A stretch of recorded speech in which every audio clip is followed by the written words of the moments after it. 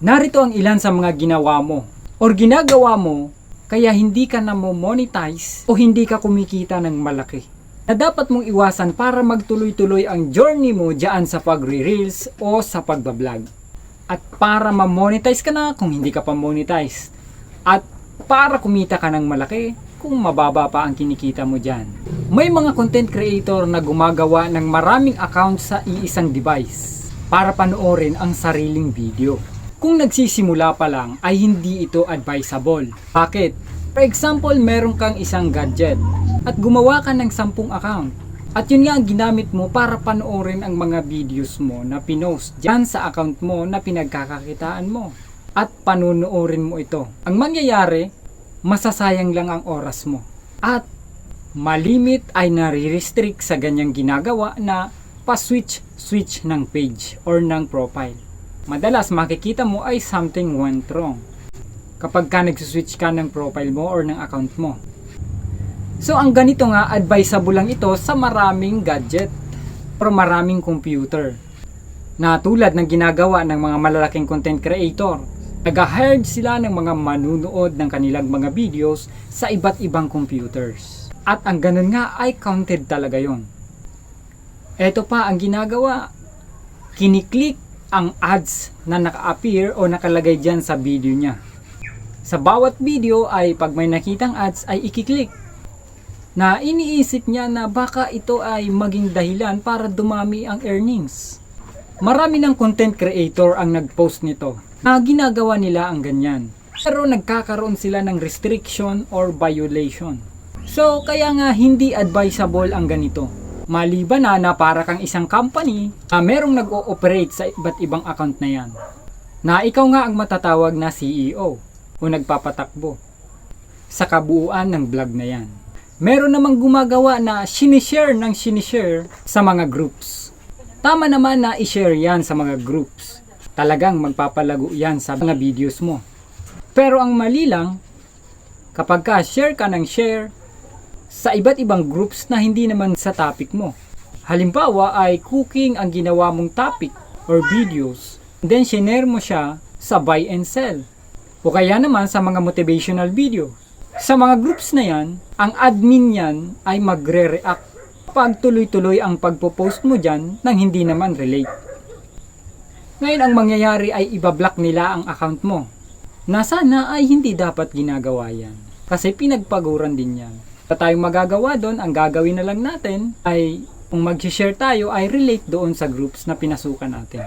Iba-iba ang consistency ng pagpo-post ng number of posting kada araw. Tama nga na meron tayong consistency sa pagpo-post natin or sa pagbablog, pagre-reels natin. Magiging mali lang yan, hindi naman actually mali. Mabagal lang ang magiging usad niyan. Kung halimbawa ay ngayon nag-post ka ng 5 at hindi mo siya mini-maintain, sa kinabukasan ay hindi ka na nag-post. At nag-post ka ng 1 na lang kada araw. Then another 3 kada araw. Yan yung sinasabi ko na number of consistency.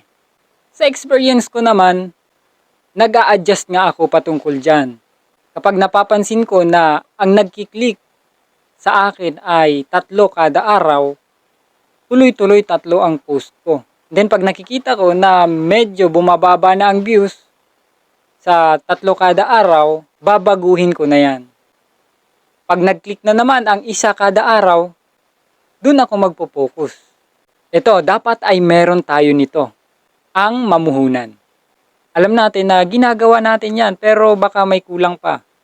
Yung effort, isa rin yan sa puhunan mo. Yung diskarte, napakahalagang puhunan yan.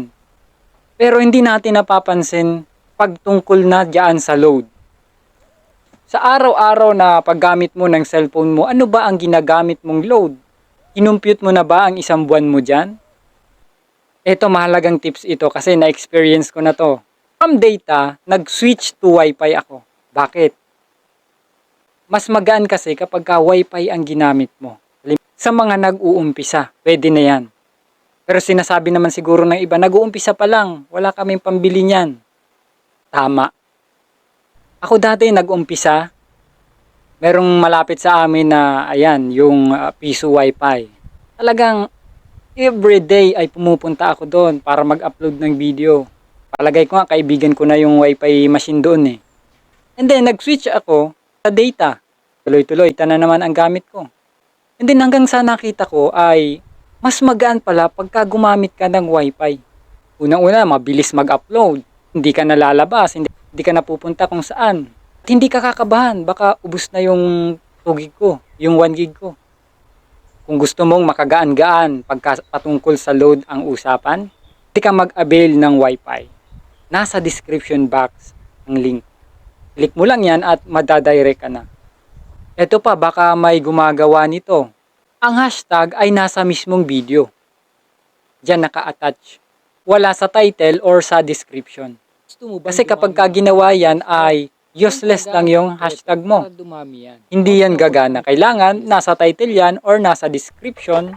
Kaya naman sa comment section, para kapag ka nag-search si viewers, ay mag-appear ang video mo. Baka naman hindi masaya sa ginagawa. Ano ang pinupoint natin dito? Diyan sa pag-reels or sa pagbablog, kailangan ang gumagawa niyan ay masaya talaga sa pakiramdam niya. Lalo na yung content na ginagawa niya. Baka naman kasi nakakita ng napakalaking earnings at ginaya na rin, gumawa na rin ng content para lang doon. Hindi niya naman damdamin ang gawin yon. So masasayang lang. Kasi pagdating ng time, nasa kalagitnaan na ay titigil. Kasi nga hindi na naman gusto yung ginagawa niya. Baka ito dumating ka sa point na hindi mo na alam yung gagawin. Lalo na kung nagsisimula pa lang ano ang magiging content. Mangyayari lang yan kung hindi mo pagpaplanuhan yung gagawin mo. So kung meron ka naman talagang plano, tuloy-tuloy. Pag-post mo ng content dyan sa reels mo o kaya nan sa vlog mo. Gumamit ng post para ma-monetize. Pero para lang yun sa engagement at views. At ginagamit lang yon ng mga negosyante na gustong palaguin yung negosyo nila, ipapakita nila doon yung mga items nila para din sa kanilang popularity. So kung gusto mong kumita at ma-monetize agad, hindi applicable sa iyo ang boost post. Kasi nga, yung binost-post mo na video ay hindi yan kasama sa monetization. Yung hindi mo binost-post, yan ang kasama sa monetization. So, malinaw na useless yung pag-post mo. Kung gusto mo pa malaman kung ano yung tungkol sa post, marami akong videong ginawa patungkol dyan. Visit Bobtin TV. Huwag mag-alinlangang gumamit ng mataas na pixels kapag ka magpo-post ng video. Paano yon? Halimbawa ay meron kang editor apps. For example, yung ginagamit ko, yung CapCut. Kailangan naka-full lahat yan pagka isi-save mo na. Pero, kung ang gamit mo naman na gadget ay mataas na ang pixels, lalong-lalo na yung mga gadget ngayon na trending, tulad ng iPhone Pro Max or iPhone 14. Malinaw talaga ang mataas ang pixels niyan. So sana nakatulong sa iyo ang video na to at kung nagustuhan mo, pwede mo namang i-like ang video na yan. Salamat for watching.